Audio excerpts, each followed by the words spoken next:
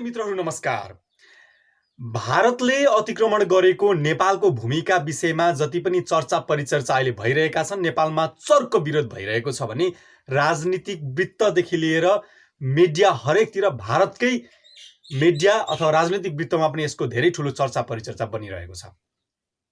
एक तरिका मिडियाहरूले अब लिपुलेक कालापानी भारतले निशर्त नेपाललाई सुम्पिनुपर्छ किनभने उसकै भूभाग हो भनिरहेका छन् भने एक थरी मिडियाहरूले अतिरञ्जित किसिमका हल्ला फिजाउने काम पनि गरिरहेका छन्। तर मेरो आजको भिडियोको प्रसङ्ग भने फरक छ। नेपालको मूल समस्या के हो? के नेपालको मूल समस्या सीमा अतिक्रमण हो? मलाई त्यस्तो लाग्दैन। नेपालको मूल समस्या म विशेषतः नेपालका त्यस्ता 3-4वटा 5वटासम्म मूल समस्या म यस भिडियोमा चर्चा गर्दैछु। आदरणीय मित्रहरू, आजको प्रसङ्गभन्दा अगाडि यदि तपाईहरुलाई सकारात्मक किसिमका भिडियोहरू, मोटिभेसनल किसिमका प्रसङ्गहरू, कथाहरू, शायरीहरू मन पर्छन् भने हाम्रो च्यानल सब्स्क्राइब गर्नुहोला र हाम्रा भिडियोहरूले तपाईको सकारात्मकतालाई बढाउँछ भने, तपाईको पोजिटिभिटीलाई एनर्जी दिन्छ भने र तपाईलाई थोरै बहुत मोटिभेसन प्राप्त हुन्छ भने कृपया लाइक, शेयर र कमेन्ट गर्नुहोला। र हाम्रा सामग्रीहरूको विषयमा कुनै गुनासो रहेको छ भने कृपया सल्लाह सुझाव पनि डेफिनेटली दिनुहोला। हामी यसलाई अझै इम्प्रुभ गर्दै जान सक्ने छौं। हरेक मानिसको मनमा जीवनप्रति भरोसा जगाउनु मेरो उद्देश्य हो। यो उद्देश्य यहाँलाई राम्रो लाग्छ भने साथ दिनुहोला। आउनुहोस्, वास्तवमा नेपालको मूल समस्या सीमा अतिक्रमण होइन, तर के हो त भन्दा पहिलो नम्बरमा गरिबी। वास्तवमा नेपाल अहिले पनि 21% जनताहरू, नेपालको जनताहरू गरिबीका रेखामुनि रहेका छन्। 21% जनता गरिबीको रेखामुनि रहेका छन् भन्नुको अर्थ के हो भने उनीहरू निकै सामान्य, अति सामान्य लेभलका गरिबीमा रहेको बुझिन्छ।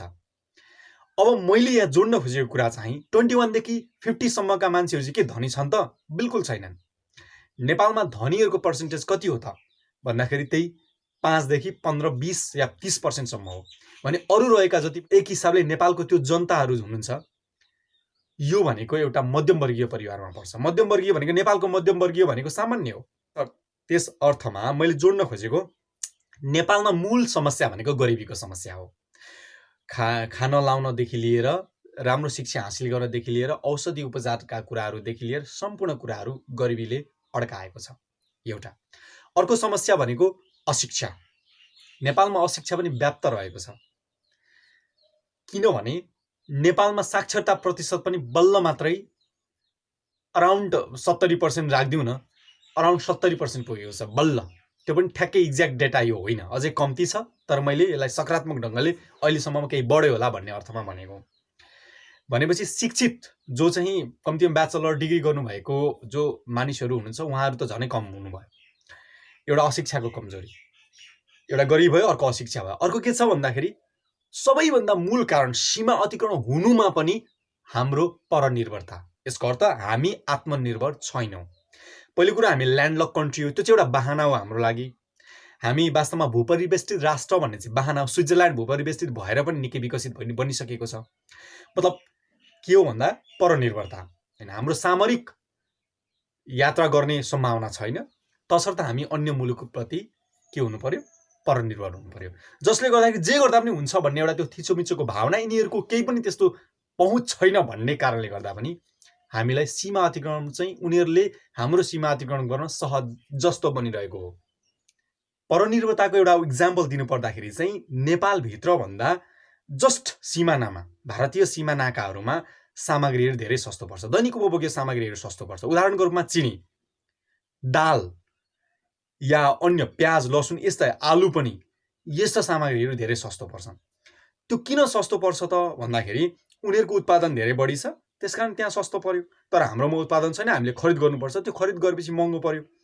भनेपछि मैले जोड्न खोजेको कुरा के हो भने यदि ती सामानहरू इन्डियाकै दाममा नेपालभित्रै, नेपाली बजारमा नेपाली उत्पादन दिन सकिने यदि हो भने सीमा अतिक्रमणको विरुद्ध पनि सम्पूर्ण जनताहरू लाग्न सक्ने अवस्था हुन्छ।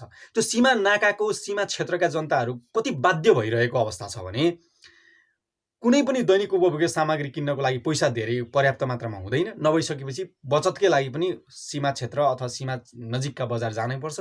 त्यहाँ जानको निमित्त पनि त्यो जनताहरूमा पनि केही वैमनस्यता होला कि भन्ने अर्थमा पनि उनीहरूले सीमा अतिक्रमण भएको पनि बाध्य भएर सहनुपर्ने अवस्था भइरहेको हुन्छ। तसर्थ नेपालको प्रमुख समस्या मध्येको एउटा के हो, परनिर्भरता हो। अर्को भ्रष्टाचार। नेपालमा वास्तवमा त्यो ट्रान्सपेरेन्सी इन्टरनेसनलको डेटा हेर्ने हो भने नेपालको भ्रष्टाचार चाहिँ बढिरहेको अवस्था छ।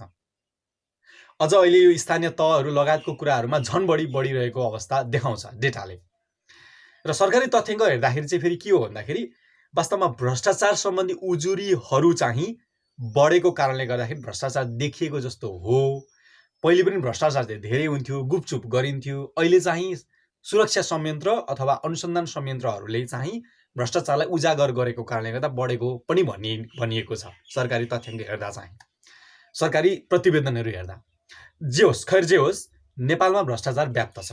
त्यो पनि गरिबी र अशिक्षा हुनुको निमित्त एउटा कन्ट्रिब्युसन गर्छ। जस्तो भ्रष्टाचार भइसकेपछि भनेको पर्याप्त बजेट ठाउँ ठाउँमा पुग्दैन, नपुगिसकेपछि के भयो, शिक्षाको स्तर, स्वास्थ्यको स्तर खस्किरह्यो, गरिबी खस्किरह्यो, शिक्षा र स्वास्थ्यको स्तर पनि खस्किरहने अवस्था रहन्छ।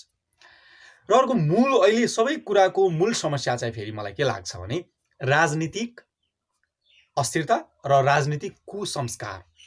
नेपालमा अहिलेसम्म राजनीतिक संस्कारको एउटा राम्रो किसिमको विकास हुन सकेको छैन। यो सबैलाई एकदमै दुःखको कुरा हो। किनभने नेपालमा एउटा जुन बहस, जुन एउटा चर्चा परिचर्चा, त्यसपछि विकासका एजेन्डाहरूमा, समृद्धिका एजेन्डाहरूमा राजनीतिक वृत्तमादेखि लिएर बौद्धिक वर्ग जुन हुनुहुन्छ, विज्ञहरू हुनुहुन्छ, सम्बन्धित क्षेत्रका विज्ञहरूसँग एउटा जुन घनीभूत बहस हुनुपर्ने त्यो चाहिँ भएको देखिँदैन। भनेपछि यो किन भएन भन्दाखेरि राजनीतिक संस्कारको अभाव। राजनीतिज्ञहरूलाई के लाग्छ भने सबै कुरामा उहाँहरूले पोख्त हुनुहुन्छ भन्ने भ्रम परिरहेको हुन्छ। त्यो भ्रमले गर्दाखेरि चाहे अन्तर्राष्ट्रिय नीति नियमका कुराहरूदेखि लिएर सीमाका विवाददेखि लिएर गरिबी, अशिक्षा, स्वास्थ्यको क्षेत्रमा समेत उल्लेखनीय रूपमा उन्नति प्रगतिको सम्भावना कम हुन्छ। तसर्थ राजनीतिक संस्कार विकास गर्नुपर्नेछ, सुसंस्कार विकास गर्नुपर्ने टटकार आवश्यकता हो। र अर्को चाहिँ के छ भने राजनीतिक अस्थिरता। बल्ल बल्ल आएर 2-2.5 वर्ष भयो सरकार चेन्ज भएको छैन, नभए त्योभन्दा अगाडि निकै नै अस्थिर सरकार भोगेका हौँ हामीले। त्यो अस्थिर सरकारमा अस्थिरता हुँदाखेरि भनेको वास्तवमा देशका सबै संयन्त्रहरू उथलपुथल हुन्छन्, गडबडी हुन्छन्, सबै संयन्त्रहरूको काम चलायमान हुँदैन। त्यो भइसकेपछि त्यो भनेको देशमा खास विकासको गति पनि अगाडि बढ्दैन। त्यसकारण राजनीतिक स्थिरता अपरिहार्य रहेको छ। यी चाहिँ नेपालका वास्तवमा समस्याहरू हुन् र यी सबै समस्याको एउटै मात्रै प्रमुख समाधान पनि म यहाँ आज प्रस्तुत गर्न चाहन्छु। के हो भन्दाखेरि राजनीतिक सुसंस्कार र राजनीतिक स्थायित्व। चाहे त्यो जुनसुकै पार्टी, जुनसुकै दलको केही छैन। राजनीतिक स्थायित्व खुसीको कुरा अहिलेसम्म केहीसम्म छ। र अर्को चाहिँ राजनेताको अभाव भइरहेको छ। राजनेता जन्मिनुपर्छ नेपालमा। त्यो एउटा कसरी राजनीतिमा सुधार आउन सक्छ भन्ने विषयमा हामीले पनि वास्तवमा सरकारवाला निकायसम्म हाम्रा मेसेजहरू पुर्याउँ र हामीले खबरदारी गर्दै रहौँ। देशमा अझै धेरै राम्रो हुन सक्छ, हुन्छ। हामी सबैजना सकारात्मक बनौँ, आशावादी बनौँ, देशलाई राम्रो कुरामा सहयोग गरौँ, नराम्रो कुरामा खबरदारी गरौँ भन्दै आजको भिडियो यही अन्त्य गर्न चाहन्छु। Thank you so much. Thank you for watching. Thank you.